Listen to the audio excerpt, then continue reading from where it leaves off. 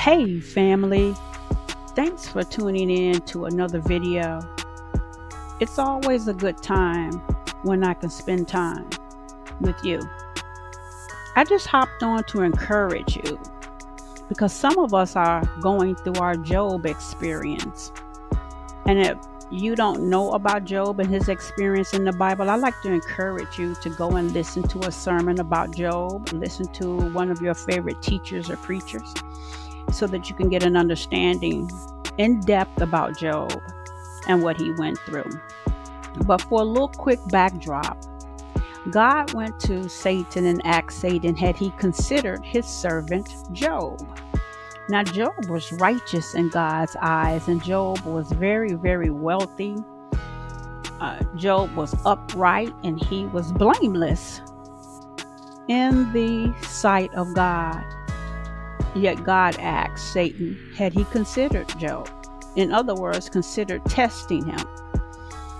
And so the devil's reply to God was, why would I even waste my time trying to test him when you have a protective hedge around him? And so the Lord dropped the protective hedge and he just told Satan, you can do anything you want to him, but take his life. And so Satan was off to the races. And he began to affect his finances. He began to affect his ability to increase his finances. He began to affect his children. His children died. They were killed in such a mind-boggling way. Then Satan began to touch Job's health and put him in sheer misery. And then Job's wife turned against him and said, just curse God and die. And I know that must have sounded like a real good idea in the midst of all Job's suffering. What Satan did was use his wife to give a subliminal message to Job to give up. But we thank God that regardless of the trials that we go through, if we just tie a knot and hold on, God will strengthen us to go through the test. And so in essence, the story ended with God saying that he had restored double.